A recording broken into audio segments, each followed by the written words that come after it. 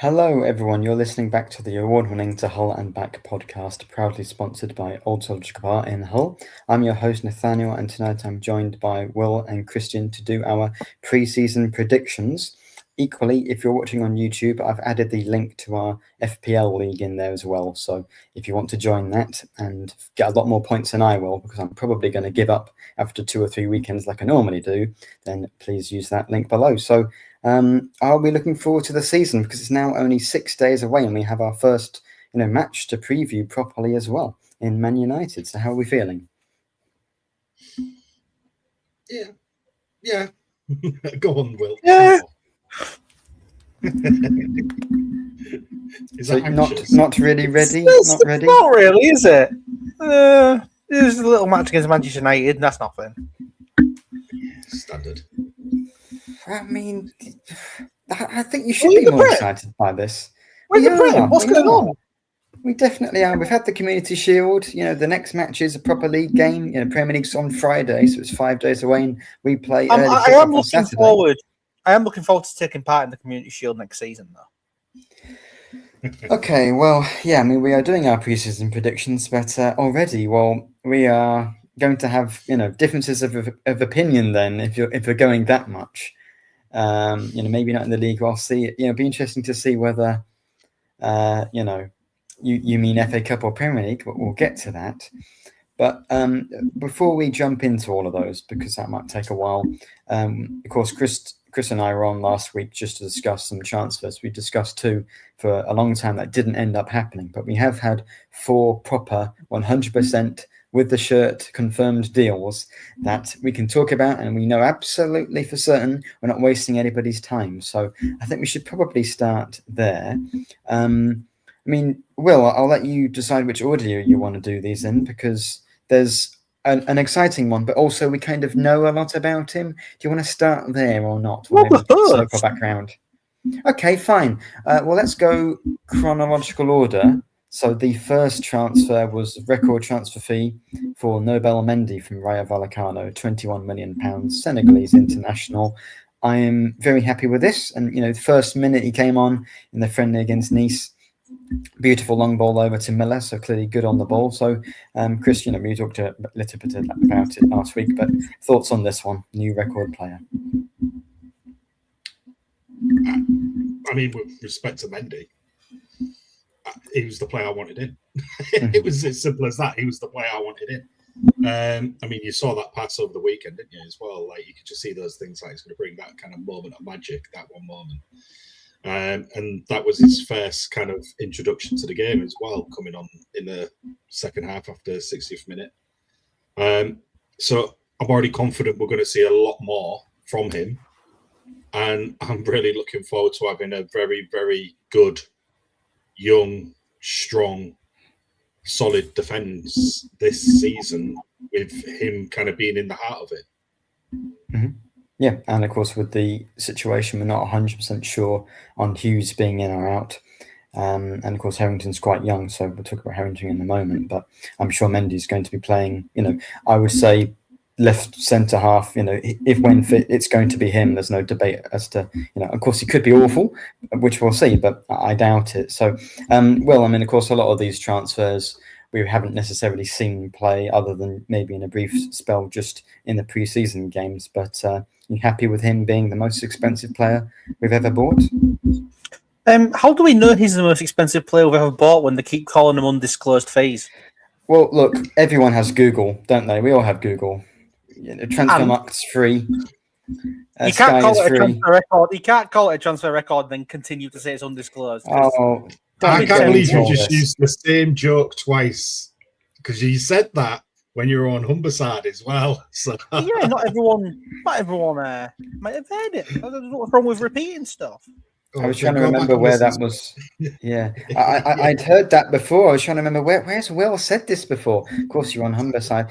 No, I mean I get that, but we all know what these are. Are you really disputing the reporting from everywhere? No, I just don't get the idea of, if it's a record, just say how much it is, you shits. Well, just say it. The club know. They've said it's a record fee. It's not something we've had to guess. I guess it could be 21 quid. Yeah. transfer fees in general shouldn't be allowed to be undisclosed, in my opinion. You should have to say how much you've spent on a player. Maybe. Yeah, that's a general football thing. That's not just Hull City. Also, it'd be weird to know if it. Yeah, is it 21 million or is it 20 million and 999,000 and something stupid like that? It'd be good to know what goes on because there's so much misinformation. In terms of the signing, yeah, it's a good sign. I think all our signings so far have been pretty decent ones, to be honest. So, yeah, got good pedigree. He's highly rated. Obviously, we spent quite a few pennies on him, but you have to these days, so can't really moan. And we need defensive cover because we don't know the situation of Hughes. So straight away, we need decent defenders in. Absolutely. Now, Harrington, I can't really say I remember much other than the missed penalty, which we touched on last week, of course, for Australia. But he had a good tournament. Yeah, very much so. I mean, he can't have had a bad one. We wouldn't have spent the money on him. So, again, that could be one for the future. But again, given the Hughes situation, he could play more than we expect. But that's an exciting one. He's the most interesting signing to me of the lot, and that his name might come up again in our predictions. Well, yes, at 18, if you know the categories we're going to use, you know which one he's going to slot into. Probably not top goal scorer, but you never know. You never know with these predictions. Of course, next up was Luka Gorna-Duath, who kind of came out of nowhere. I think was that with the Athletic Ornstein on was it Tuesday or Wednesday? I mean, that was announced on, it was Saturday, wasn't it? But we kind of knew it was being done by Friday. Again, I have absolutely no idea if he's any good, but I'm told by everyone on Twitter that his defensive statistics are exceptional. His numbers suggest he's a very good player. And I don't know how we've gone in for the price we have, considering how much he seems to be lauded. Yeah, that's something that's been touted as well. Everyone's saying almost worries me a slightly bit in a way. Yeah, like we've got him at a bargain price, everyone's saying, and he's come with this kind of great reputation from everyone, like say on Twitter and X, the raving about him. And it's a strange one as well because it's not really a player like we've looked at ourselves because it just came out of nowhere. It's something the club kept under wraps because if you've watched his interview, he said it was kind of a long journey to get here. So if he said it's a long journey, but we've only really heard about, hey, there's a player that actually was kept under wraps and wasn't touted to everybody. So there's one for the starter. But no, he's going to be an interesting one to watch. I think when he did come on, we didn't really see overly too much of him. He did get stuck in, which was fine, but you just can't really judge it off that kind of small part he played really within the game. He needed a few more minutes for us to kind of get a bit of an angle on. So it kind of bodes, will he be starting, say, against Man United? I don't see it because we just haven't seen enough of him for even us to judge. So how does Sergei go like that? I haven't even got a single clue how starting 11 against Man United is going to be. No. I've got an idea. I do. There's a couple that are obvious, but in general, I'm like, I don't know how many of the new signings are playing. It depends who turns up, I guess, beforehand as well, because you never know. We could get an absolute screamer of a new winger, a number 10, and maybe a really, really, really, really expensively good striker. Right back. I wasn't going to go down that route because that's a conversation, I guess, for later on. But yeah, maybe right back. But you know what? We just don't know.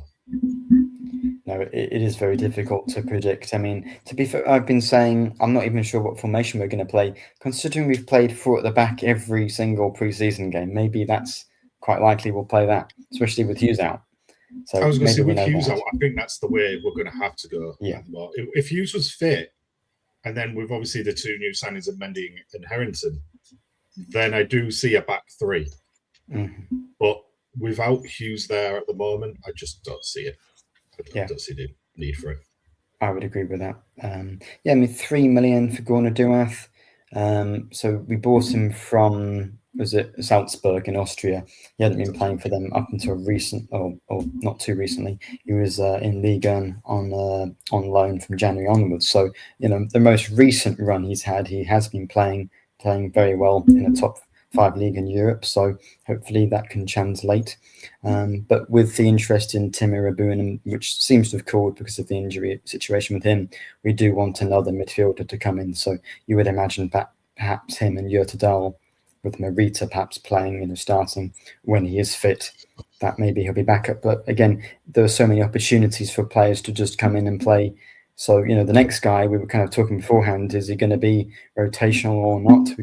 We all know about him. It just depends how well they perform. But Galart, so £4 million, maybe up to 6.5 with add-ons. It's what I thought, the player we were going to sign initially, that the first player. Turned out he was the 11th, so slightly wrong on that front. But a good one to have in the door on a 5-year deal. Was it for plus a year?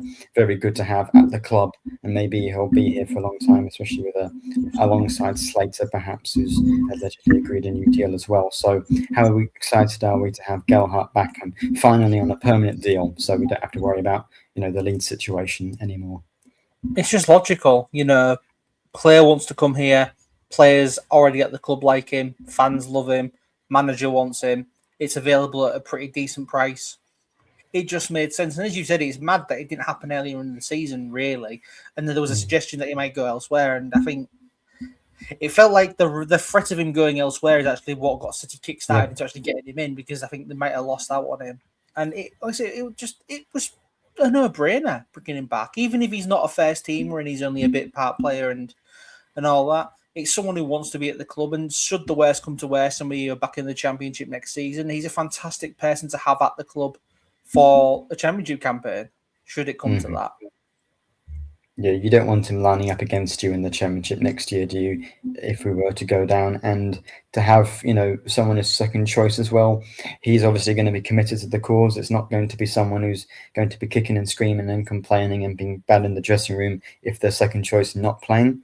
However, he's 14 goals, 15 including the one in the playoff semi-final against Millwall. Young English attacking talent, can play number 9, number 10, left wing, right wing. He could do a job wherever you put him. And he's obviously desperate to be here, as he was last summer as well. So, yeah, a no-brainer. But I completely agree. It seems like, we don't need Galart.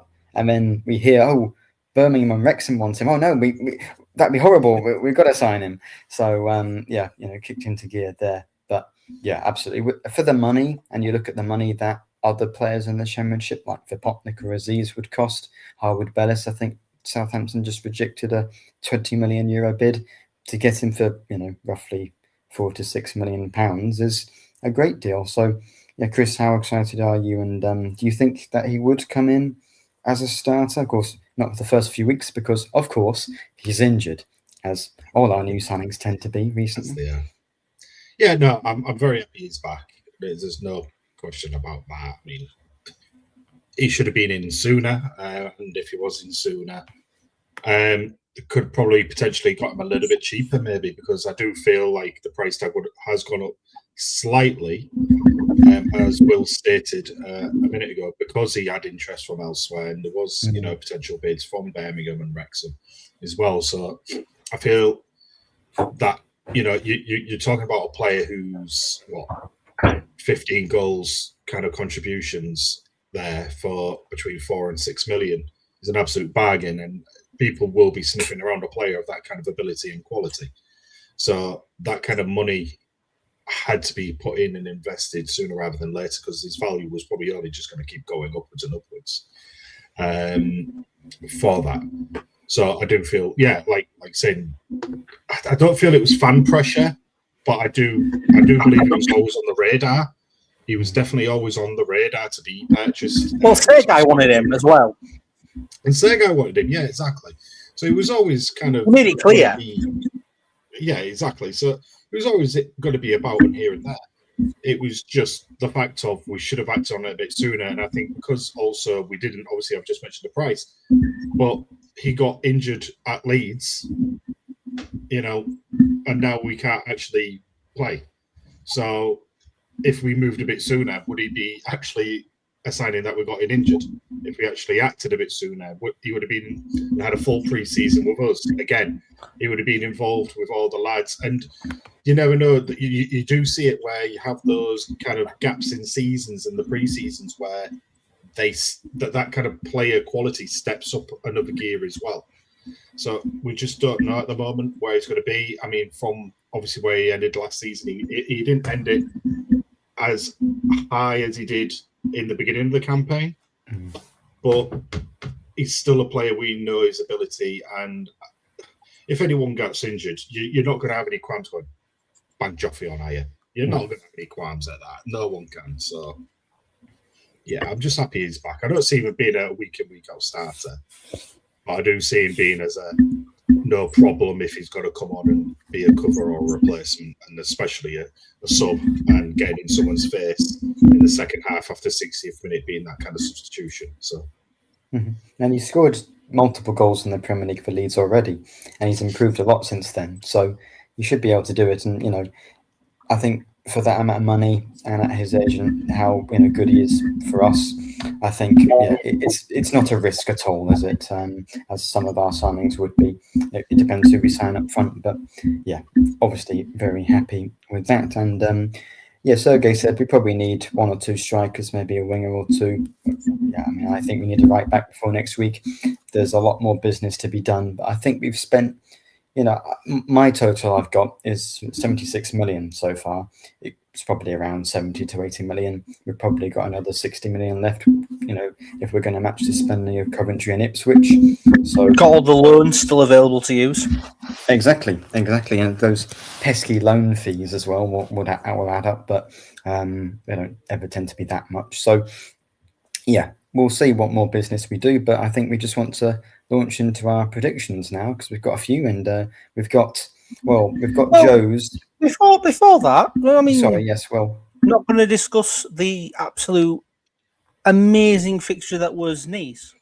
Oh, I mean, just chances galore. I mean, to be fair, it was a decent enough game. I very much enjoyed it. Yeah, weirdly, it was. And what I actually did like was I did a post recently of a bit of a lineup. And I put Stroud in left midfield. And the first reply I got was, Stroud's a left wing back, and I was like, he's going to be playing higher up the pitch. He's quite a versatile player. He came in. Exactly. He's extremely versatile on that left-hand side. And I know straight away, yes, he can cover the left back position, but I truly believe we've actually got him to play higher up the pitch. And I don't want to be cruel when I say this, but instead of Miller. And the link-up Stroud and Giles showed in that game already, I really enjoyed that. I really, his delivery as well was brilliant. I mean, I know we're going to keep talking about the game a tiny bit more, but that whipping ball to the back stick to Mo Balumi was just, brilliant. Absolutely brilliant. And I thought Balumi was class again. I think Balumi is going to be outstanding this season. I really, truly do. So, no, please talk about the game because I've really enjoyed it. Yeah, I mean, I agree with what you said about Stroud. This isn't necessarily my opinion because I like him and I think he has a lot to offer. We all know he needs to, add more consistent end product. But my stepdad said, and I promised I'd mention this on the podcast. So on the right wing, we have Balumi, and Miller, left wing, is balloony, as in he's always ballooning it over the bar, which, maybe not always, but yeah, I just wanted to mention that because he was very proud of coming up with that. But yeah, Stroud, what I liked about Giles and Stroud there is that whoever the striker is, especially if it's someone of, like McBurney or, with that profile, is going to like that because left-footed, left winger, you're probably more likely to be crossing it in all the time.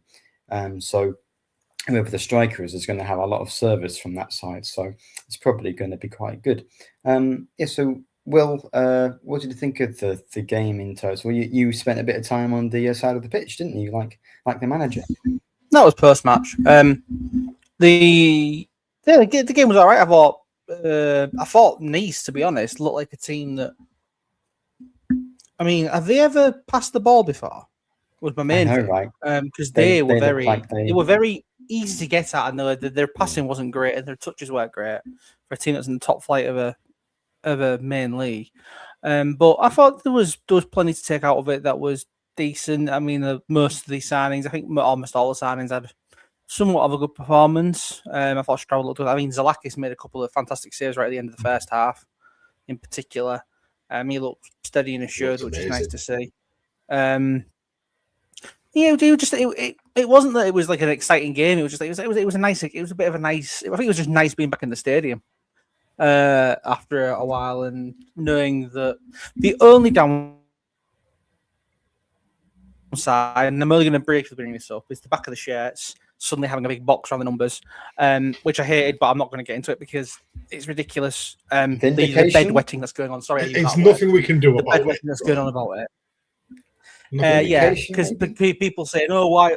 It's not Oxen's fault because they designed the kit when we were definitely a championship club. It's not the club's fault for the same reason, and it's the Premier League's rules. The only thing I don't like about it is that it should cover the names as well, really, if you're going to do it that way, because it's hard to read the names, but it's easy to read the numbers, which is weird. Anyway, that's the only negative that came out of it. It's not the end of the world. I agree. Commentators should know who the players are. There's only 11. They're players, you know. There have been many times up in the press box in the Championship when you're playing a team like Sheffield Wednesday or who have blue and white stripes and then they have black or red letters and you cannot read them. Well, Stoke, I think they've had blue on red and white. I think it's the white stripe is the issue. When it's white in a colour, because I think most teams that have black stripes and a colour, they're pretty legible because of the contrast. But I think when it's white stripes and a colour, it's a bit trickier to read. Yeah, I don't think cities has ever been a problem. The colour, I agree. It depends on what the No, but it's a league-wide thing, so it's not like it's just City that's been. And like I say, people are moaning that why have they been fostered this on them last minute? Well, no, they didn't know about it with the kit because they made the kit about a year ago in preparation for this season. Most kits are made 18 months before they actually get used. And obviously, 18 months before this now, we were not looking like a Premier League team. Oh, League One. Not even close. Yeah, absolutely. Apart from that, it was a nice occasion. It was nice. It was, wasn't it? It was nice. It was very nice. Very, very nice. Yeah. In so many ways. I was enjoying that it was a pre-season game and they pretty much any time the ball dropped on the edge of the box, people were just having a shot. I think Yurtadal and definitely Nice were, because I guess they just get that out of their system. Probably not allowed to do that in the league. Blast it into the stand every moment. So, that was quite fun. And it was a nice opportunity to enjoy a football game without the spectre that is video-assisted referee hanging over it for the next 8 months. Oh, I can't wait. It's especially bad, I think, for people in the stadium. At least at home, you can tell what's going on. I think we'll be there for all the games, and it's not going to be fun at all, is it? So hopefully they can all drop on our side. At least then, if every VAR decision goes our way, then maybe I'll like it. But no, it's miserable. Hopefully we don't have any 5-minute long decisions either, because I think sometimes it gets up close to that. So probably a few late, trips back home, even on a 12:30 game, you might be going home and it's getting dark outside with the way VAR going at the moment. So but we'll see. Anything else to mention about the Nice game? I mean, Nice were a very young squad. At the end of the day, I mean, the very, very young squad, so they had a lot of energy anyway. Like Will said, a couple of the passes were a bit misled, but I thought it was a good test overall. And it was nice. I guess it was nice having a game at home as well this pre-season, because obviously we haven't had many. That's the first one. I was just kind of happy even the new signings all kind of got a run out.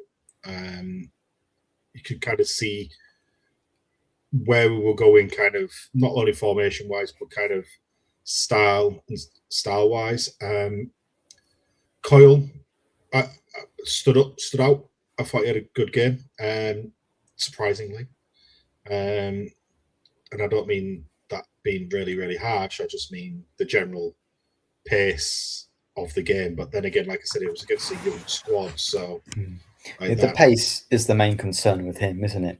I don't know who it is going to be left wing again. For United, maybe is it Mbeumo or Dorgu, but that's what I'm scared about. It'd be nice for Carl as the captain to lead the club out, but we do need reinforcements. We need reinforcements all over the pitch, of course, but those will be coming in. Absolutely. Due course. Okay, so I think, can we get into the predictions? So we've got a few categories. We've got Joe's to read out as well. Will, did you ask the... I have a couple of extra ones. I've got Ants, and I've also got Alex from Tigers Down Under, because obviously he's not available right now. We're gonna have an episode with him on pretty soon, but he's just predicted them for now, and gonna reveal them today. I'm just glad that there's only two of you with me on this episode, because I know I get a lot of comments. Always, I think unfairly, that I'm very negative, but I have fewer people to argue That's with. because you are.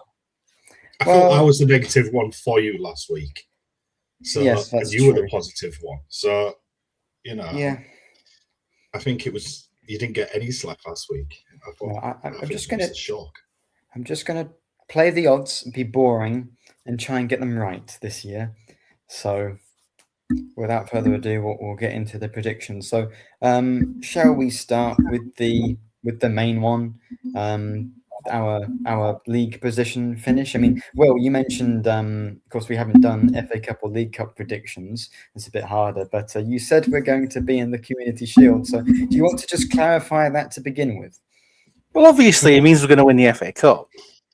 Oh, thank goodness! So I'm not being that silly, Nathaniel, that I think we're going to win the Premier League, just the FA Cup. No, well, we have got Premier League winner as a category, haven't we?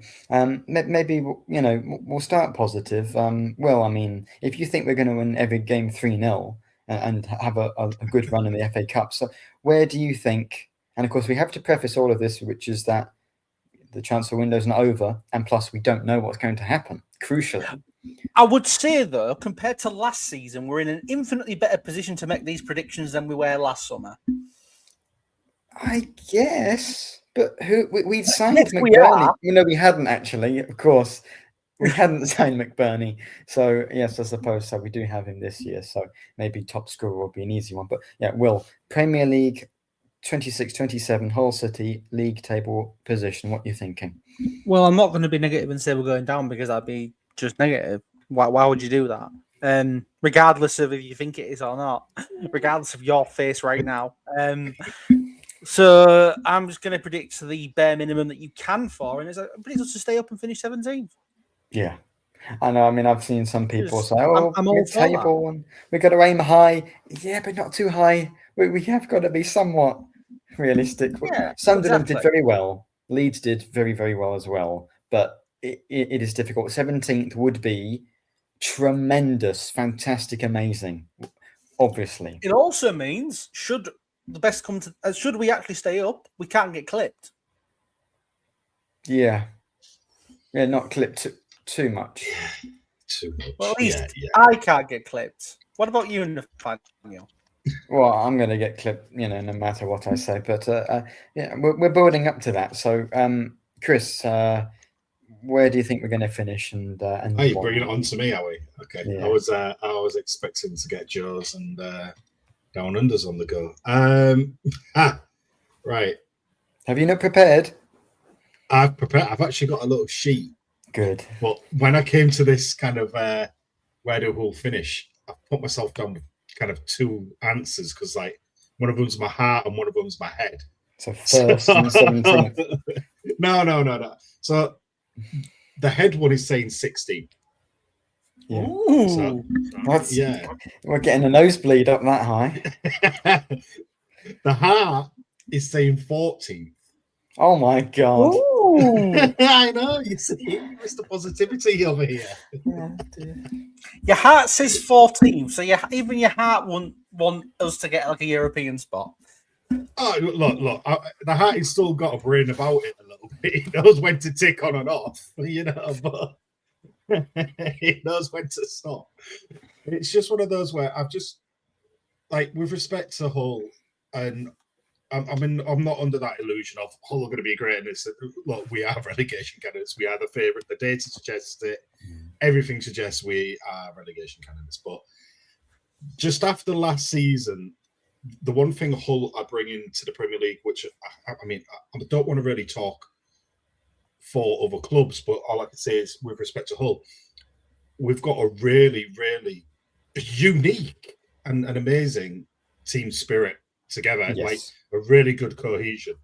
And that's something that really does help you when you get promoted into a season. It's all good going up and being a lot of good players, but we're actually going up as a really good team. And Sergei is an absolute genius.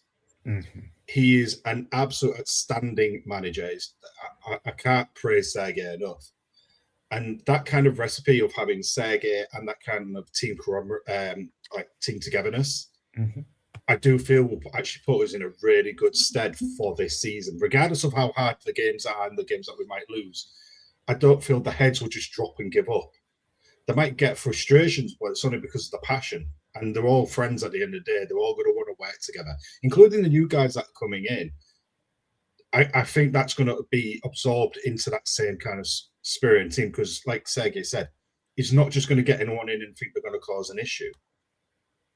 He's wanting people to come in that's going to gel really, really well with the group that we've got. So that's why my kind of predictions are going to be a little bit higher to the 16 to 14 spot. You know, I appreciate it's a bit of a jump, but you're still in from last season. 16th was 44 points and 14th was 47 points. So it's one match, 3 points. Mm-hmm.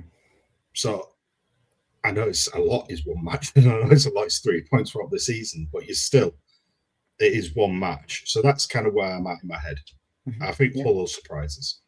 And one thing we don't have to do based on the style that we had in the playoffs in particular in the last few months of the season, Ipswich and Coventry dominate the ball in the Championship. They can't do that in this league, whereas we don't have to change tactic, which I think is one thing. Give us Joe's for now, shall we? If you don't. Okay. He like me thinks we'll finish 17th. He thinks it's not going to be easy. But he thinks he wants to be positive like the rest of us. And also, I think actually Ant's not put a position on his list, so I'm going to assume he said 20th. Mm-hmm. What about Alex? Alex also predicted 17th because none of us actually really. Well, actually, no. I'm going to say Ant predicted 17th as well, just so we can hear if Nathaniel's predicted us to go down. Yeah. Now, I have to preface this that obviously negative bastard. Doing any prediction, as we all know, is kind of silly until the transfer window is finished. Also, it's kind of unfair because you kind of have to predict it before the first match. I feel like if we were doing this Saturday 11 o'clock before Man United, it'd be fairer.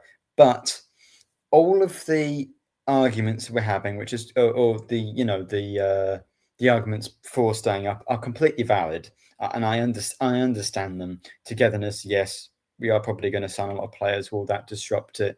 And we've signed a few decent players, but I think a look at Ipswich and Coventry's business is better so far. And I know that there is a lot of managerial change, which makes it promising, to be promoted into. A lot of teams in Europe with congestion. I completely agree. Valid. With the status of the squad so far, I don't feel like I can logically predict any higher than 20th. That's not to say that we won't finish high, or I won't be confident to say we'll finish above that in a few weeks' time once we've signed a few people. But so far, I feel like we are 5 or 6 players off. And I like Coyle and Slater and all these people. And a lot of them can probably do a job in the Premier League. And can they do it over the course of a 38-game season, given how we rode our luck in the back end of last season? Or you could argue the whole thing. Again, this isn't me being negative, because I don't mind if we finish 20th and get 12 points, crucially, more than Derby, and we don't have to have all that debacle. And we end up, the worst case scenario, realistically, is that we get relegated and we are the 3rd most likely team to go back up next year. So I don't mind that. if we lose every game, and I'm disgusted. I'm like, sack Sergey, we're rubbish. That's me being negative, but me thinking, we're just going to enjoy the ride. That's not me being negative. That's me being positive. But yeah, 20th. Realistically, it's 20th. I can't see us staying up. Coventry and Ipswich, maybe, if we can match their spending and sign some good players, valid. But at this current state, we have one striker who is McBurney, who's very good and I think could get double figures, but he could easily also get injured and we are screwed at this current moment in the window. You heard here first, chaps. 20th and sack Sergey. No. If we lose every Why game. Why are you? No. Why do you hate Hull City? No, I did not say that. Well, I said if we were losing every game and I say sack Sergey, that's me being negative. But I would want to keep him because I think the squad's not amazing, and so I don't blame him at that point. So I won't. I'm not saying that. I'm not. I don't hate. It's complete opposite. I love this, and I'm so deeply proud of what we've achieved, and I'm very looking forward to enjoying the ride. Not proud enough to have faith in them to stay up at this current moment. A lot of the players, evil man.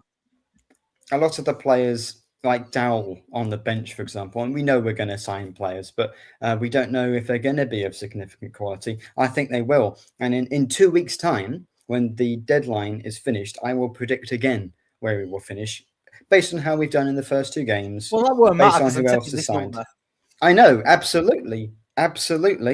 But I'm going to do it anyway because I feel like out of the 20 teams in the league, it's the most pointless for us to do a proper prediction at this point in terms of a specific position as well. Because top scorer, it just depends on how many they get, right? It's difficult because I feel like we're a lot of players off. I'm sure they'll go get them. The idea of preseason predictions is that it's meant to come with a bit of risk. I know. You're meant to have a bit of risk. Moaning that there's some risks in a preseason predictions is kind of futile. I know. I kind of think predictions are futile. They're fun, but, like last year, you predicted Destin. I just don't think that's useful. Oh, Godspeed, my beautiful boy. Godspeed, oh, yes. He's gone, Will, you'll love this. He's gone on an undisclosed fee of £0, just like we got Jarby and Destin, I think, in the first place, which is fun. No. We've not got any abuse in the comments for a few minutes now. Maybe people agree with me. Well, I think people are just switching off. Yeah, perhaps they are. Look, I'm going into it with low expectations, and I'm happy to be.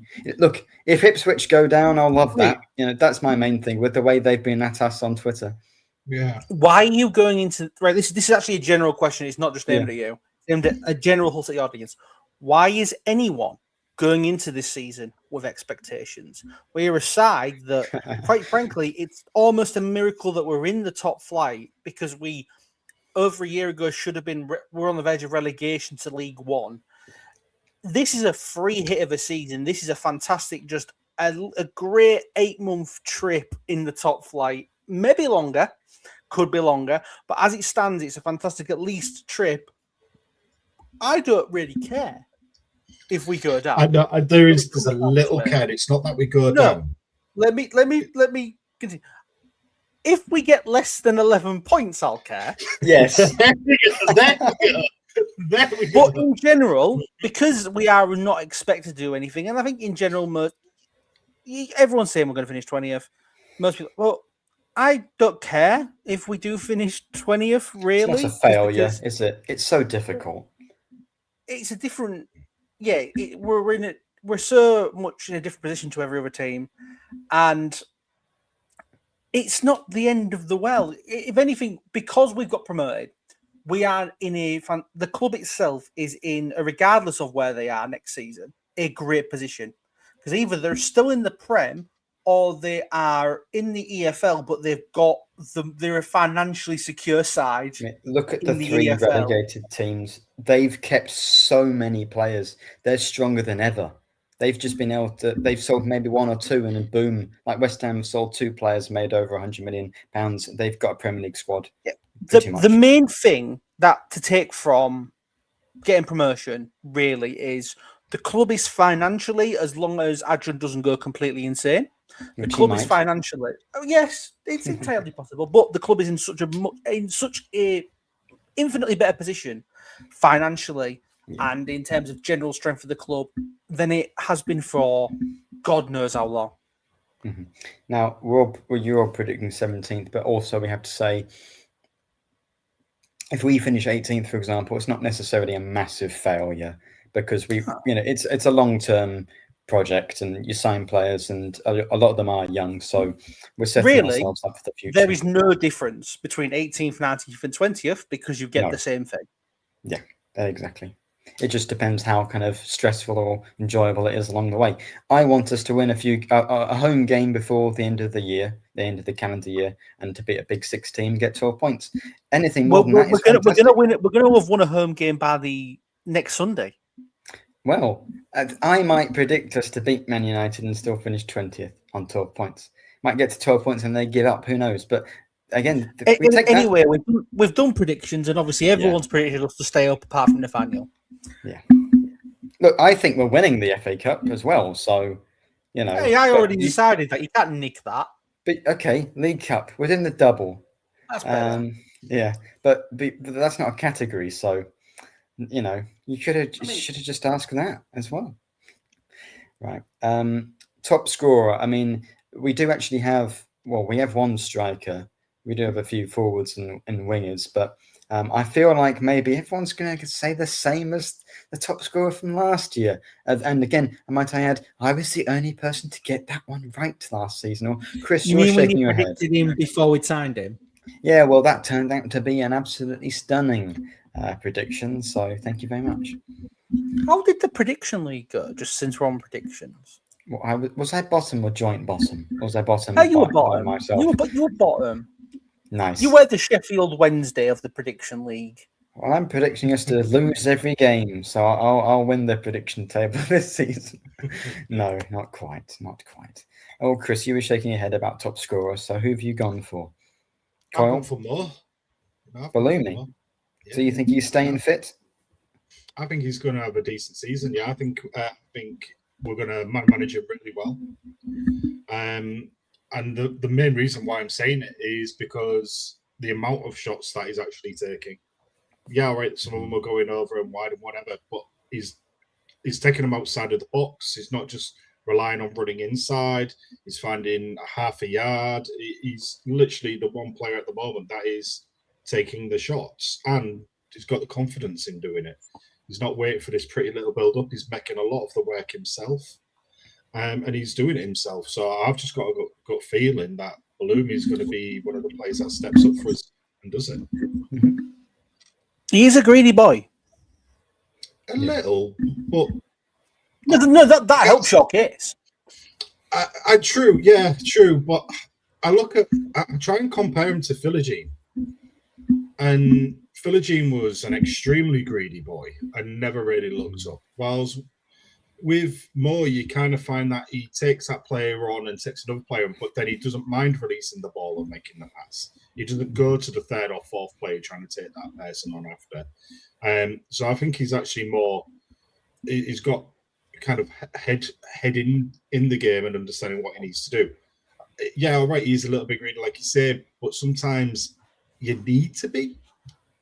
Because if you keep giving it away a lot of the time, you ain't going to be able to take those shots. He's direct, isn't he? You're right. Philogene would take too long, but he's very direct. He wants the cross or a shot, doesn't he? Yeah.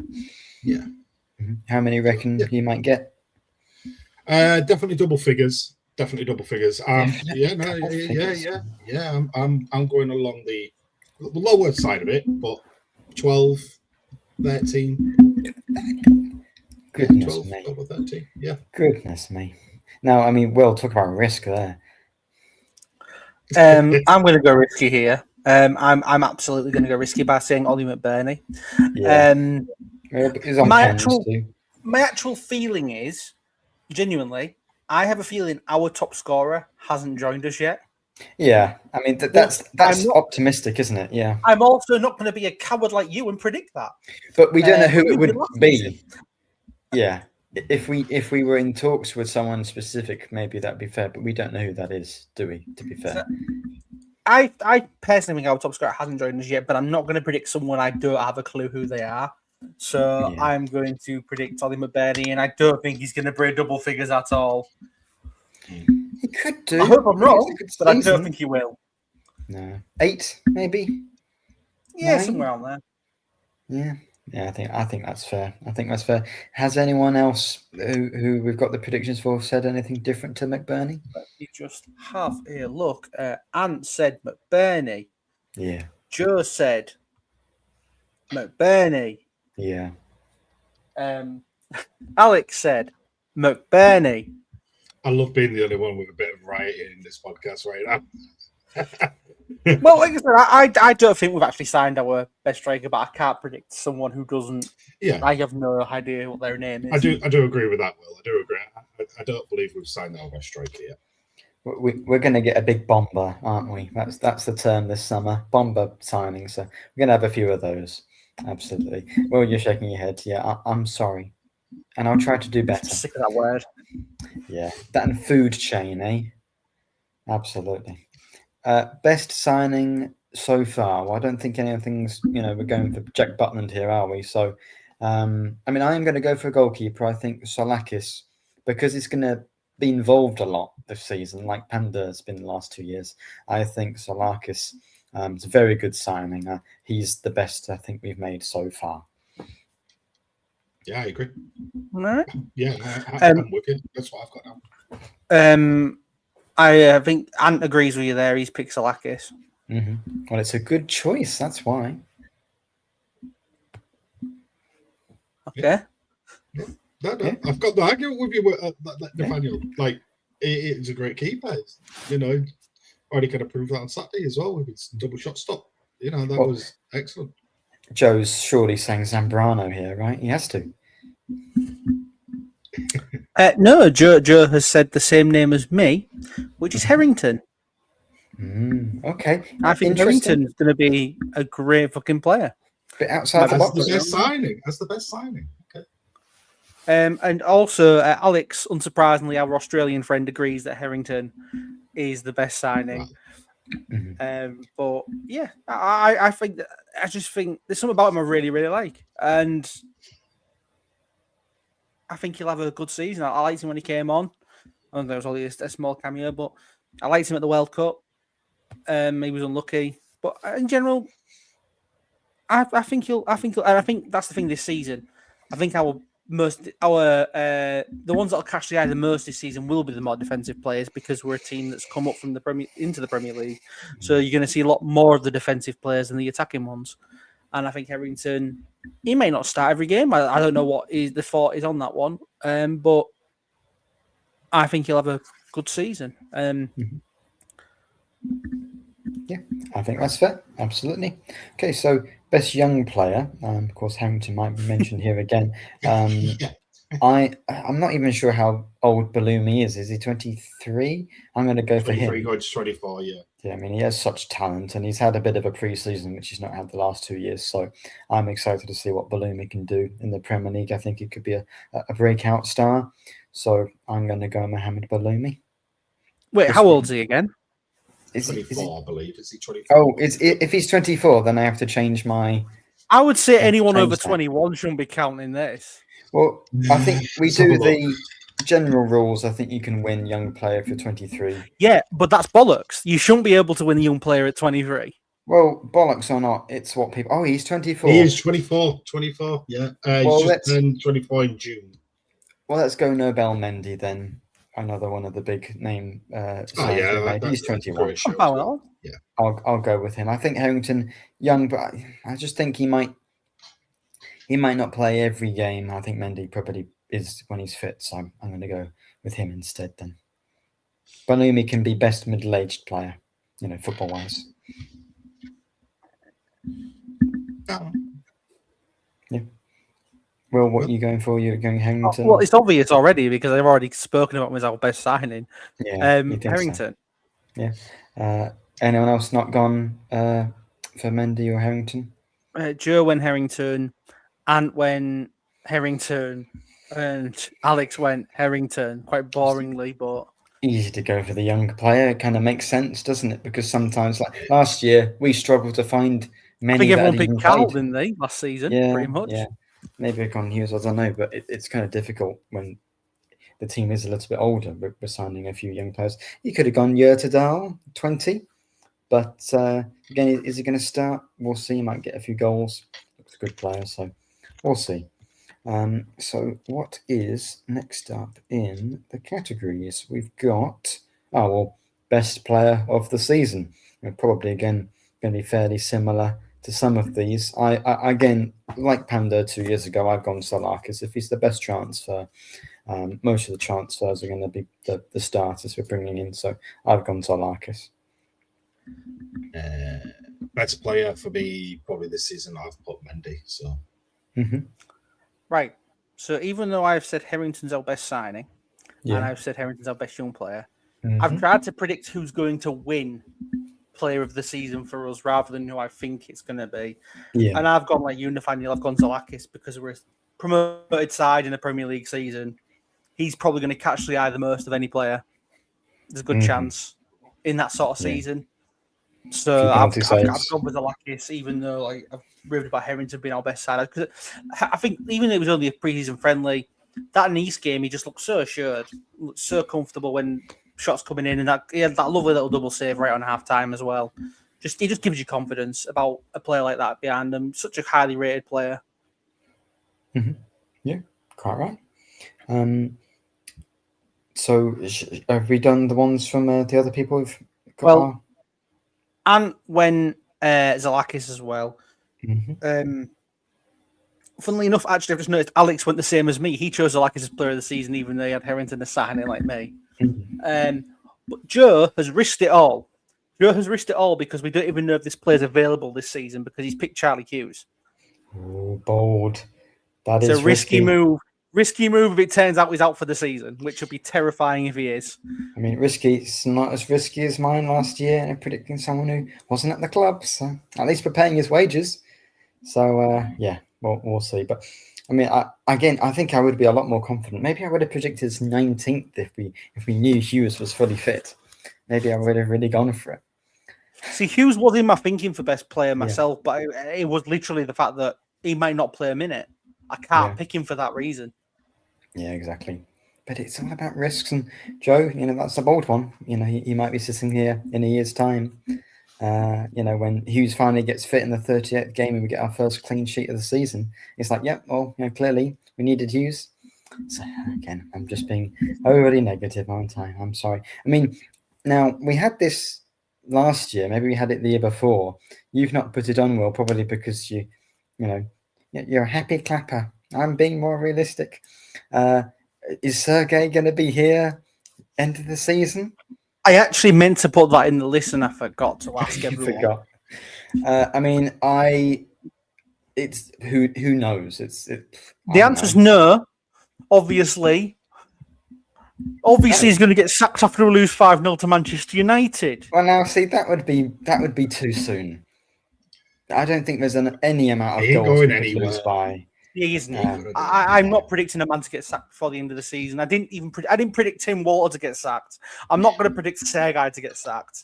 Sergei's not getting sacked regardless. No, I mean, but then I love the man. You never know. It just kind of depends. If we sign a lot of amazing players now, and Sergei's still not going anywhere, Nathaniel. No. But if we're touch and go in January, we've made some good signings. We sign Galart, Morton, or whoever, and we lose 8 in a row, then he'll be gone and I think Sergei said that in their press conference. It's football. We can't ever predict. You can't predict any manager is secure in their job. And that's it. And I'm not going to predict that the man's going to lose his job. No, because I think everyone else is in agreement there, even everyone who hasn't been asked it. I mean, why would you want to predict that? No, exactly. I agree completely. It's a possibility, but it's always that unsaid thing. We all know it is. No manager in the world is secure. So, we just hope that we don't go on such a bad run. Absolutely. Now into some of these others. So these aren't Hull City related, but they are Premier League and football related. So I think again maybe because of the Community Shield result, that's kind of defined mine. I changed. I made my prediction before the Community Shield result. Yeah. I actually don't even know the Community Shield result. Oh, well, Arsenal won 3-0 against Man City.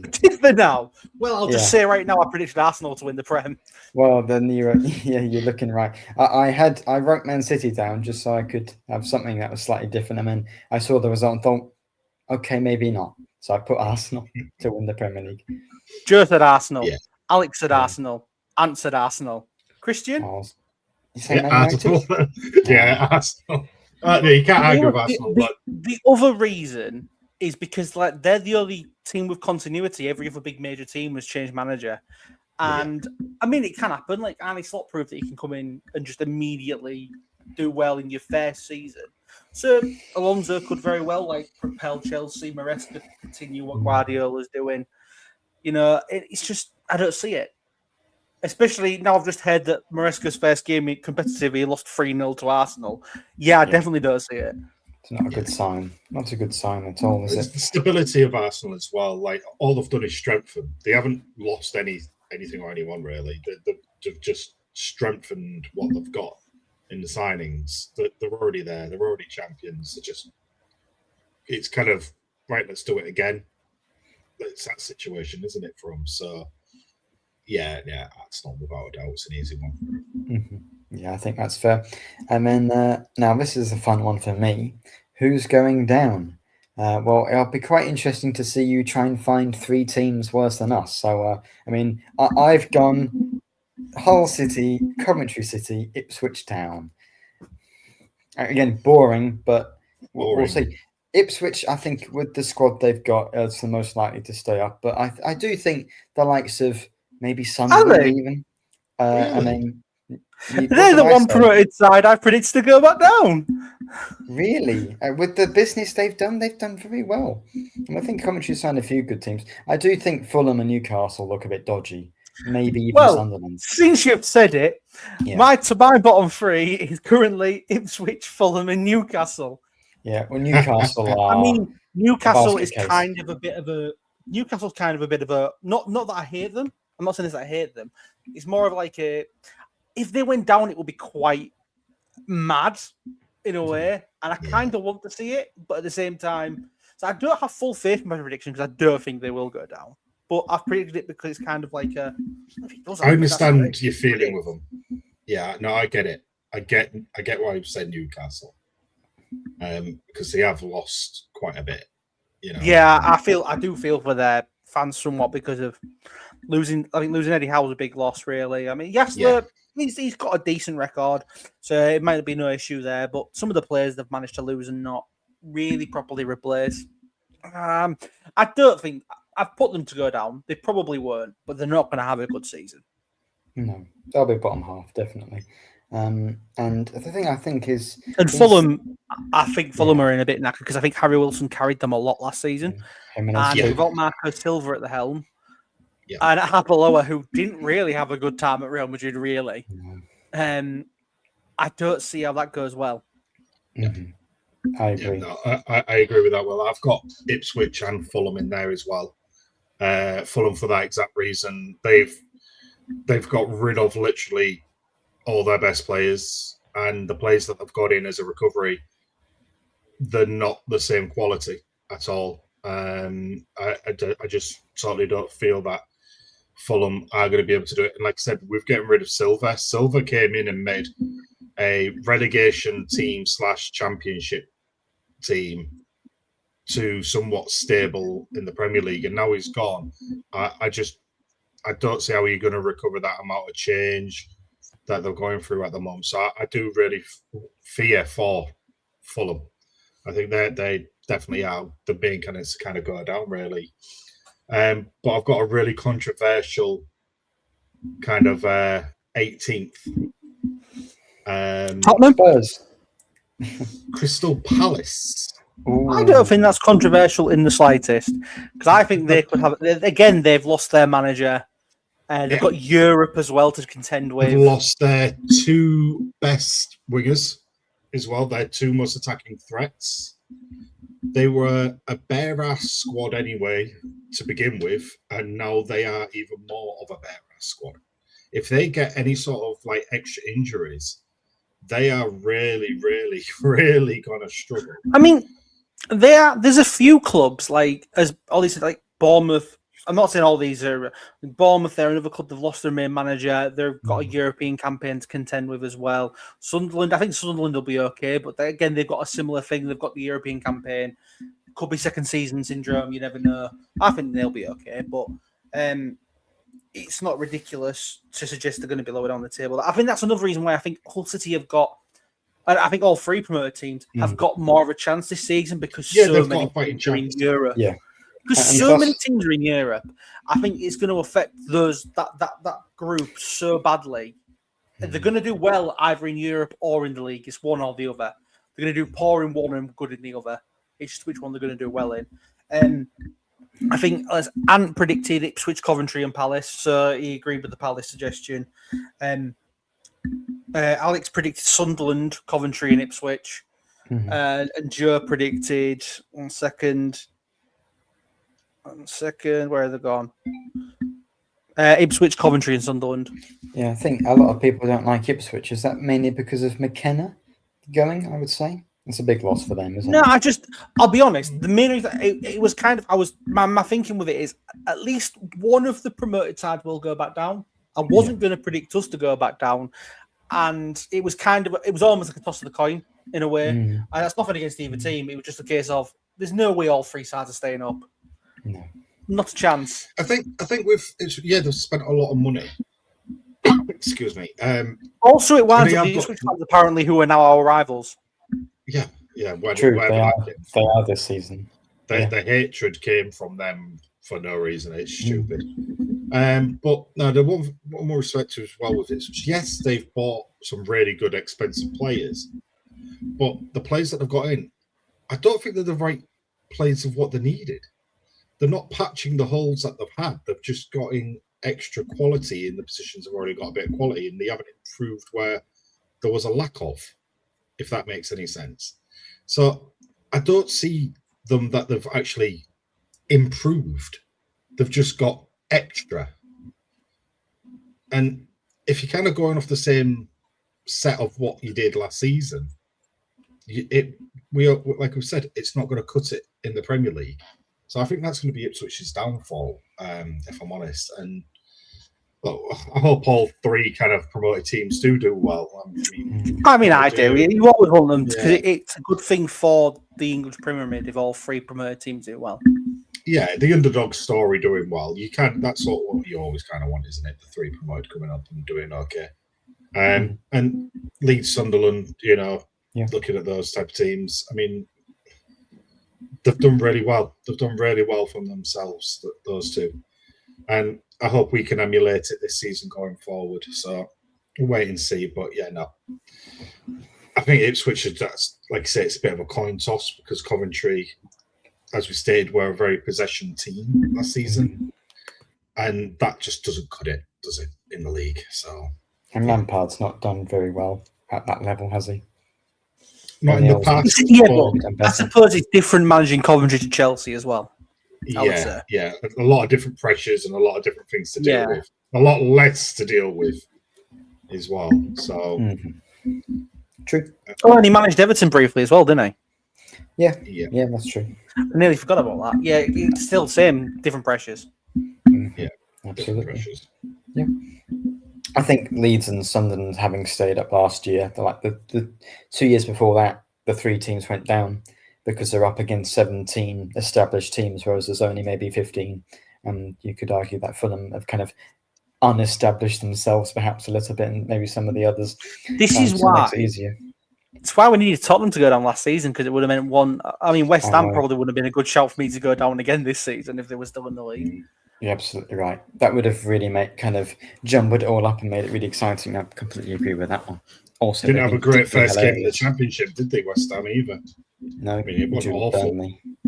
Yeah. Drew, and someone for a team that you're expecting to walk the league, you can't really be drawing like that. Well, yeah, but they drew against Burnley, though, so that's kind of I know. Point on the board for both of them. Burnley have kept a very strong team as well. I think both Sunderland and Leeds are fine. I mean, Leeds even more so because they don't have to worry about the European football. Yeah, And they've I'm not brought sure in some about decent Sunderland. players, to be fair. I mean, getting Harry Wilson on a free is a banging signing, quite frankly. I don't want to give them any praise, but that's a fucking great signing. But Sunderland overperformed so much and they've done so little in the window. I think they might struggle, especially with the extra games they've got. Hopefully, because we want to be able to get above them. I think this is why I think Ipswich and Coventry have good chances to stay up. But I mean, I saw a comment there saying about Coventry have squad depth. We have no squad depth at all. We have Dowell and Amo on the bench at the moment. It was a friendly. That wasn't that we had that size of bench isn't a bench you can have in the Prem. Absolutely. Well, yeah, but even so, there are a few of them. You can't make that many don't have subs. much quality. No. But we have quite a few players that shouldn't really be in Premier League squads. But that's why we're going to sign players in the next week, in 2 weeks. So we'll see. But something silly to happen. We always like doing these. So I've gone for the. Oh, I was going for that one first. Oh well, what's the other one? Promoted from the Championship. Oh yes. Well, I'm not going to be boring on this one. I haven't thought about this, but I think West Ham are a lock to win it. That their squad is insane.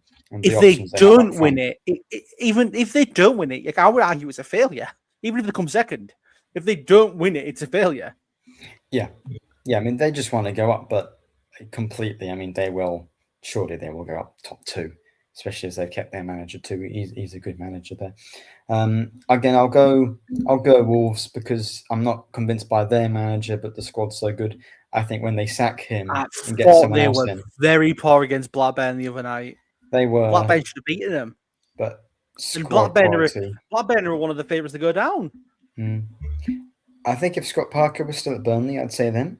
But they sacked him for some stupid reason because he's the most, of the managers there, he's surely like the best option to take you straight back up. So I might even want to go in the playoffs, Kim Hellberg's because they've spent very well. Well, my top 3 are West Ham first, but I'm actually going to say position-wise, West Ham first, Borough second, Burnley playoffs.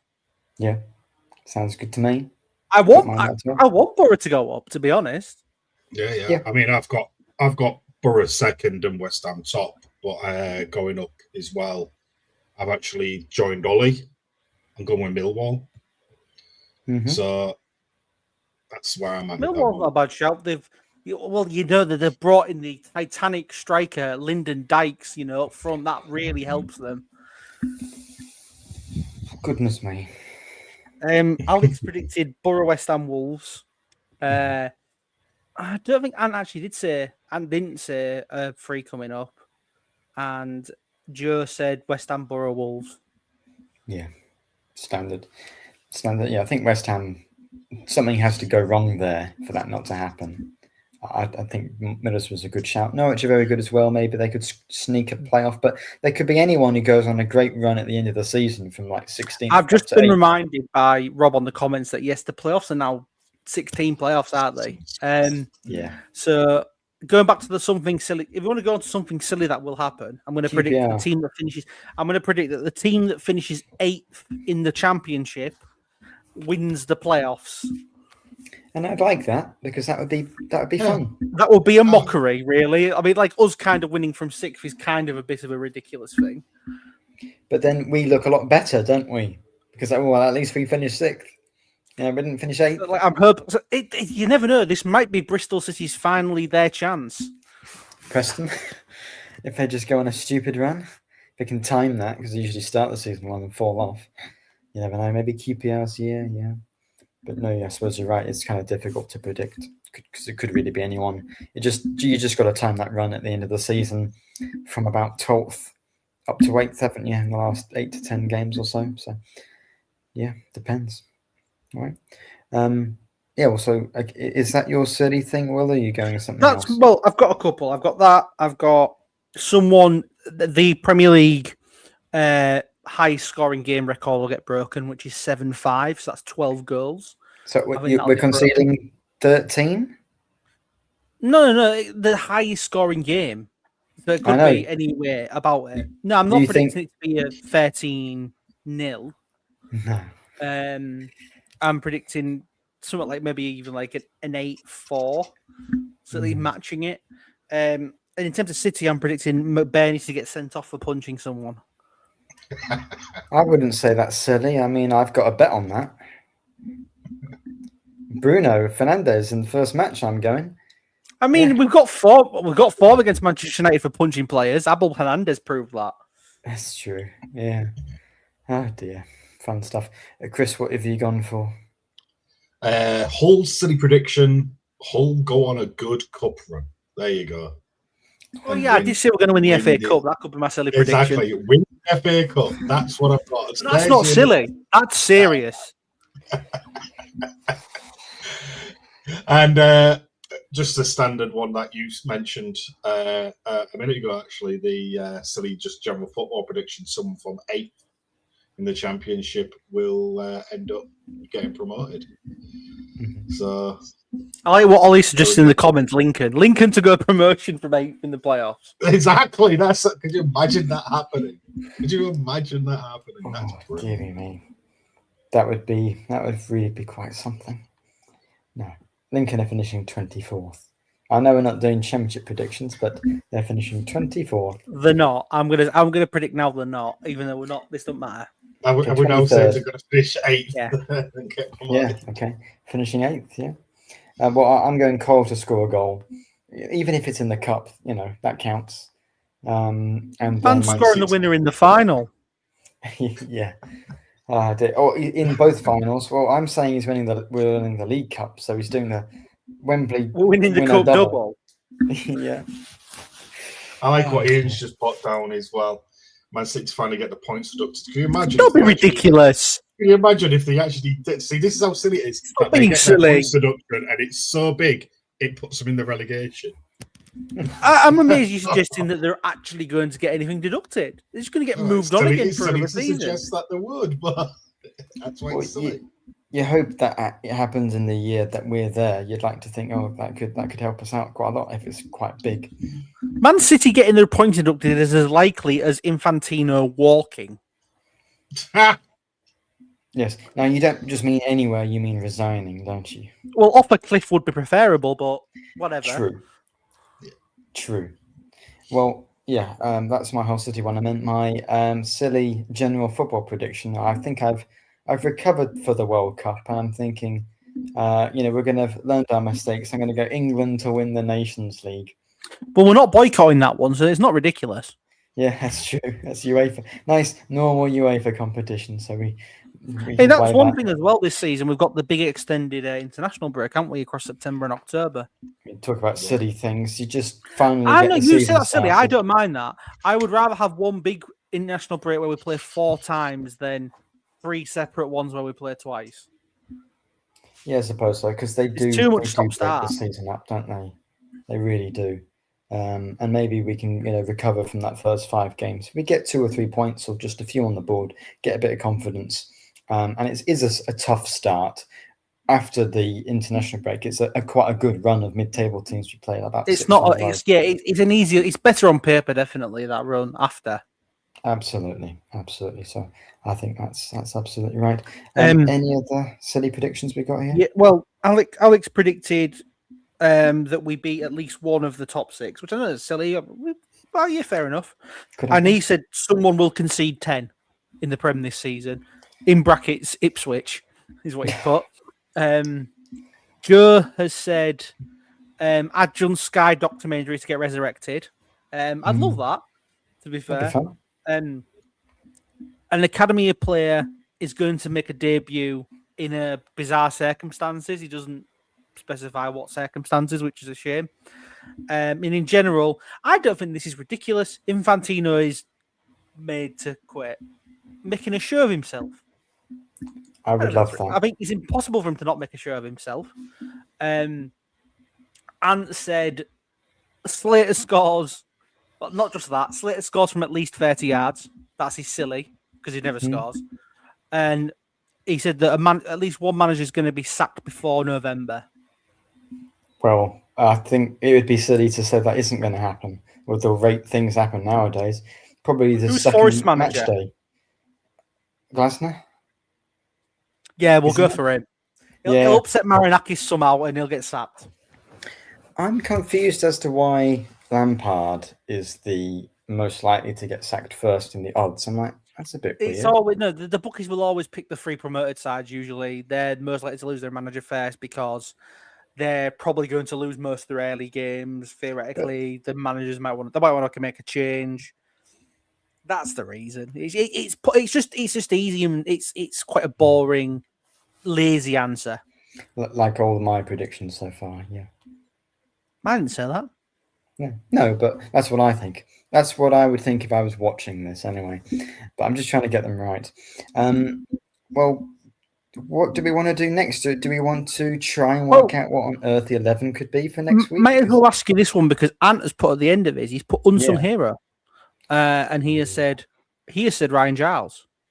So do you want to think of an unsung hero? I'm going to say Louis Coyle because apparently no one likes him.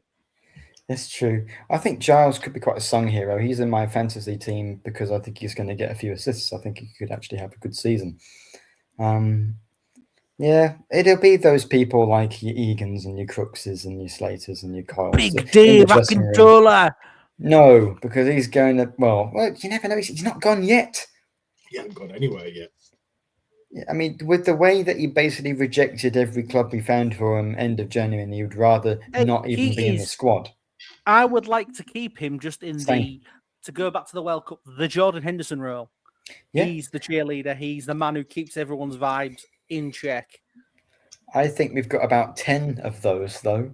That's what I think. Maybe, but we've got quite a lot. Maybe that explains why we did so well last season. Yeah, I absolutely. But it'd be nice if some of these can play. So, yeah, that's difficult. I'll go Matt Crooks. Chris? Fair enough. Sorry, I've just seen a bit of news. He spaced out at me saying Coyle. Yeah, the second I heard Coyle, I was like, oh, no, I'm joking. You are right, though. It is going to be people like Coyle and Giles and Slater and Crooks. But I do think Stroud, for one of the new ones, if I'm going to have to say, I think Stroud's going to be a bit of an unsung hero. I think another big shout as well is maybe John Egan. Yeah. Yeah, I just don't think we're going to see enough of him this season, though. Maybe not. I mean, he is going to be full rotation. But I just don't feel we're going to see enough of Eakes.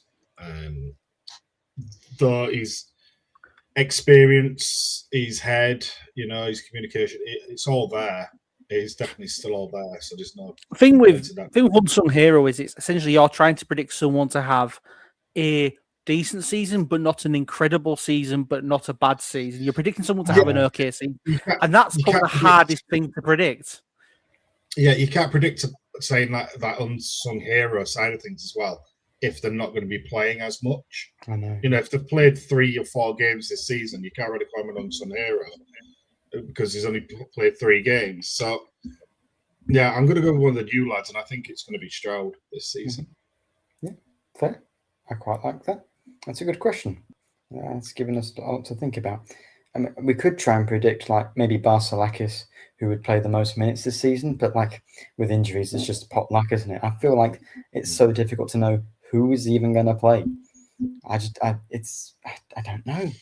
I don't know. Look, Mendy, for instance. I think Mendy's always going to be a starter. You think so? Looking on the midfield, the central midfield side of things at the moment, I'm kind of sticking along the lines of Slater, just because he's still so versatile. You saw it again at weekend because when Louis Coyle had to come off for a few minutes because he was changing his boots after he took that tackle. I had a heart attack when that happened because when he was doing the things, I was like, I thought we've got no right backs now. Yeah, exactly. Apparently leaving. Yeah, and obviously he went off for a few minutes, but instantly you saw Slater just slip comfortably into that right back spot. And for somewhere he briefly played in League One for us. Yeah, and that's it for that brief kind of 5 minutes. I was like, do I prefer Slater as a right back? Well, then I do. Better than Akintola against Frankfurt at right back. That was fun. A lot more. Yeah, exactly. That was I love the man, but that's the epitome of pre-season. Or was it Keshin Pasha? It was someone. No, it was Definitely special. someone. Regardless, it's Exciting. the epitome of pre-season playing someone who's not even is. defensive in the slightest at fullback. And he was not good. Well, But it's over do I now. need to say that? Our next Exactly. game is against Manchester United. Well, shall we try What and the work fuck? out what the 11 could be? Well, No, there's no point. No, I no, agree. but we could do a score prediction. Oh dear. Oh, Oh yeah, we're gonna have to do the prediction league again, aren't we? We think have we to do are. a prediction league again. Yeah, we didn't I even think think we about are. this. Oh dear. We haven't prepped for this one. 2-1 City win. The momentum will carry us through. The atmosphere will be great. And United, they're going to rock up and they'll be like, oh, this is going to be easy. And then Giles is just going to spray it into McBurney in the first few minutes. And, they'll be shell-shocked. And then we'll go to hang on for grim death. Maybe Fernandez and 2-1 win. But, maybe that'll be our only win for months. But I'll take it, Why not? Big only win. Going well. I know you want to say it. 1-1. 1-1. Boring. Okay, all right. Steady on, Liam Rossini, yeah? I'm predicting us to take the lead in that as well. I think it'll be like I'm going to predict it's Matt Crooks to put us in front. Yeah. Then a Bruno Fernandes penalty just to wind us up from VAR. Yeah. VAR to award it. Yeah. And we're under the cosh, but we managed to hold on for a 1-1 draw. A credible 1-1 draw. Oh, I would take a 1-1 draw. I'd take a 1-1 draw in every single game. If it meant that. Draw every game, that would work. So, I mean, finishing the season unbeaten would be a positive. Yeah. Definitely, yeah. Yeah. Well, 38 points with a 0 goal difference could keep you up. Yeah. I just realised Will's going with the ball. I'm going to say right now. I'm just going to say it now. The bot is not involved this season. It's not. I agree. Well, what about the 1-0 loss bot? Because we're going to be lower down the table. No, I'm going to find someone else to replace the bot, and you'll find out when that happens. Ooh. The 5-4 bot. No, it's going to be a human being, but I'm not saying who yet. Oh, good. Okay. Good. Not Sergei Yakirovich. His predictions, yeah. That would be quite bold. That would be quite a coup for the podcast if we could get Yakirovich to predict every league game. Yakirovich predict games before we play them. Yeah. Well, I think we're going to lose today. I don't think it'll go down too well, but Oh, dear me. Oh, yeah. You hope you catch United on a bad day, yeah. I'm going to go...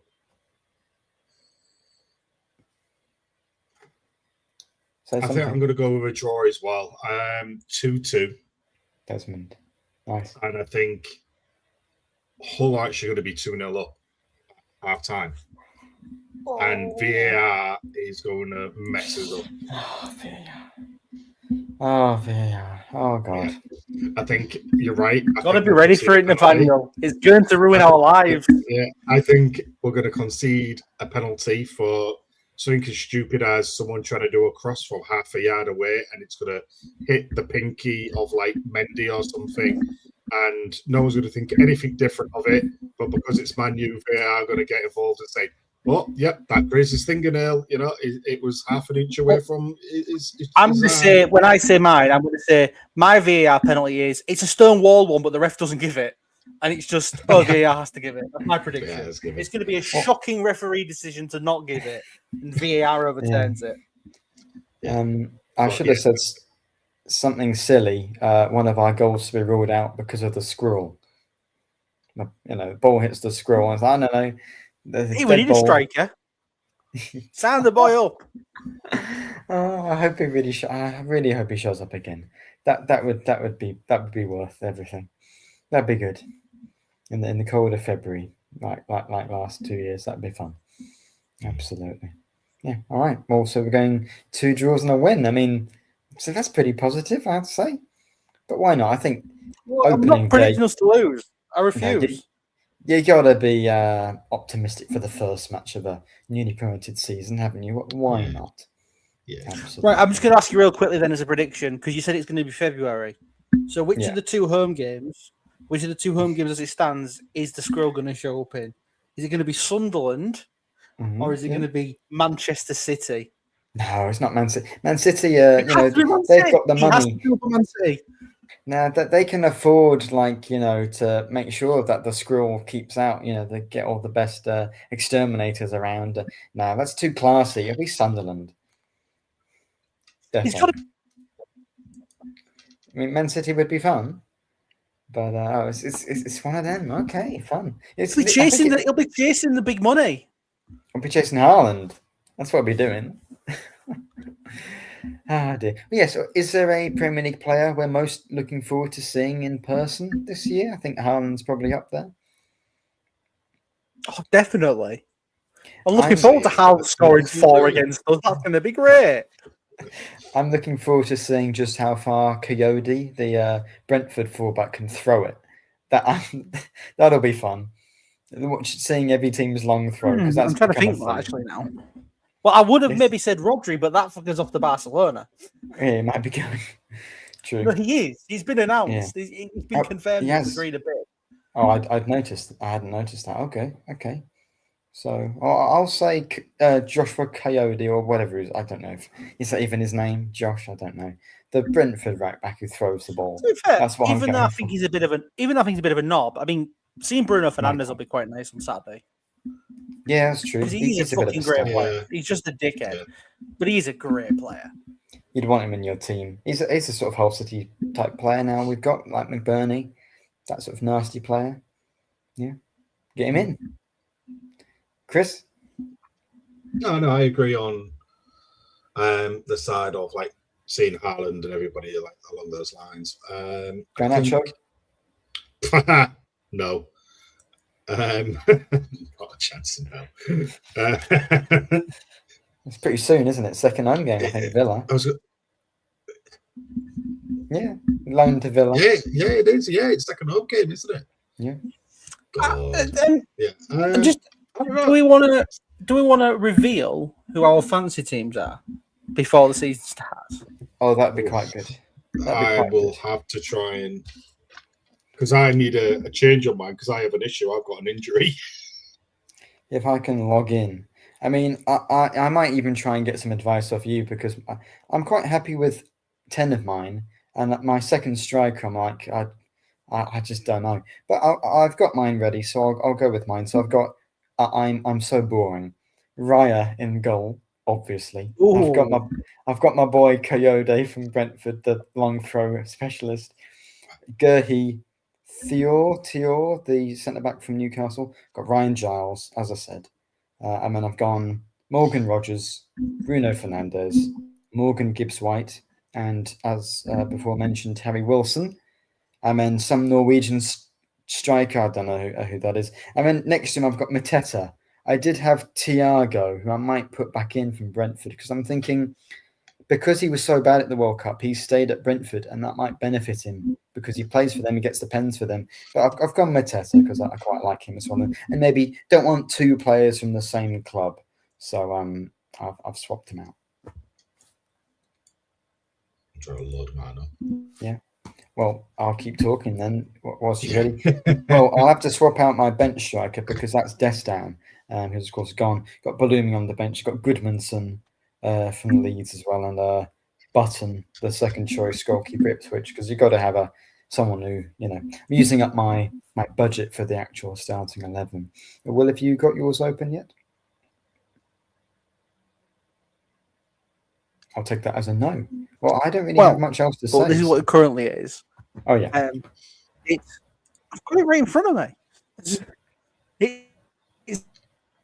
I've got Sidney Lamons in goal, so hopefully Lamons, yeah. I get no points this weekend from him. I've I've got back three of Mark Gahey, Milos Kerkez, and Andy defence, or have I crashed? Mm-hmm. Robertson, Kirkish, and Gurhey. Yeah, kind of cheating with two fullbacks and a back three there. I think that's dodgy. I could never bring myself to do that. And Will's gone. Well, Chris, if you've got yours, do you want to run through yours quickly? Haaland up top. Well, I've gone for a 3-4-3. Yeah. Haaland up top, Coquerez and Pedro. Yeah. João. My three up top. Yeah, João. Yeah. Anderson, Fernandez, Zubamendi, and Slater in the middle. Slater, my God. Okay. Yeah. You got to have one in there, haven't you? Yeah. I mean, it's one of those where my bench is actually quite strong as well, other than one injured player that's in there, which is Charlie Hughes at the moment. Maybe I should. I just never bother with the bench. I'm definitely needing to swap that over. That is a switch that's in there. My defence, though, is pretty lacking. I am not going to deny that. So I've got Cash, Plastra, and what's it called? Wifia or something with her. From Viva, yeah, from Villa. Is it? Oh, yes. Did he go to Villa? Oh, okay. From Brighton. Yeah, because he was at Bournemouth, wasn't he? I heard he was at Brighton, but I have no idea. It was Brighton. Yeah, it was Brighton. Yeah, it was Brighton. And now he's at Villa. And then Pickford in goal. Pickford, yeah, that's not a bad shout actually. Everton clean sheets, yeah. And I've got Kuna on the bench as well, midfielder wise, so that's not too bad. And Mitchell as a backup defender who's at Everton. So yeah, I do have a decent kind of bit, but unfortunately Hughes is injured. Well, are you back with us? I think we got your back three. My internet has returned with a vengeance, so I expect it to crash again as I say the players' names. So I'll start again. It's Sidney Lemons in goal. A back three of Gay. And I've just changed for Calafiore and Robertson. A midfield four of Antoine Semenyo, Morgan Gibbs-White, Morgan Rogers, and Mikel Merino. Yeah, not bad. A front three of Igor Thiago, Ollie McBurney, and of course that Norwegian blur, what's his face? Solot. Erling Haaland. Oh yeah, that's it. Well, then if you've got Thiago, I'll let you have him. I know it's not a draft. Maybe we should have done it like a draft. That could have been fun, but oh well. No, we can definitely. No, that's not the rules. We can have who we want. We've all got Haaland. Well, exactly. You have to have Haaland because everyone. If you don't have Haaland, you lose points pretty much on everyone else. Exactly. You have to have player blind. And my bench, which I need to change slightly because the goal, even though my backup goalkeeper will never get used, it's currently Jack Butland. He's injured. But that's maybe because best thing's being on the bench. I've got Lacroix, who's now of Chelsea, but when I signed him, he was Palace. So I've saved a few quid there. Matt Crooks, I had to get three in there on the bench, and I've got Van der Ven as well. Nice. But I have a feeling I'm going to change a couple of players before opening day. Well, because City and then, in the Premier League, you forget to do it for months. Well, I'm thinking if City are actually in the Premier League, that might kind of keep my attention a little bit more, especially if we have our league. So, just checking how many Giles is getting. I probably should put McBurney in there ahead of Destin on the bench, or maybe Akintola just for a laugh. I think he's Mendy's only 4 mil, by the way. Mendy, yeah. Well, if I'm predicting us to finish bottom, I'm not putting any defenders on. Yeah, I wouldn't want to put a defender in for a lower league team. No. This is why you pick as a substitution. Maybe. But I mean, I've used my whole budget on the 11. Yeah, realistically, if you're going to be, you pick fullbacks just because they're more likely to get assists. Yeah. I think that's a dirty way of doing it. So I've gone proper. Well, I don't care. I know. I've gone 2 proper midfielders, 2 wingers, 2 fullbacks, 2 centre backs. It's a stupid way of doing it in terms of if you want points, but that's like a team you could have. But oh well. Well, it's great. Well, the reason I've picked Mikel Merino is because he's a goal scorer, but he's a midfielder. Yeah, that works. That works. Of course. Well, actually, he only ever scores when they play him up front. But I mean, yeah, he is a midfielder, isn't he? So I think that's fair. Yes, but he's not up front in my fantasy team, is he? So exactly. Get that pipe and smoke it. Anyway, that's enough. We've been here for over 90 minutes. I would say, yeah, we're rapidly approaching 1 hour 40. So I've done our predictions for the season and for the match, done our Premier League, fantasy teams. So we'll just be back next week. And, I'm not going to extend this too long by doing a combined lineup, but I think maybe I'll do one against Coventry. That'll be more interesting to see, as a comparison. But United probably not going to be many City players in there, so less interesting. So, I think we just want to wrap this one up, don't we? And we'll be back next week after our first Premier League fixture of the season. Hull back in the Premier League. Very exciting. Thank you ever so much if you've watched the full episode. And we'll see you next week. Till then, up the Tigers. And bye for now. See you at the MKM.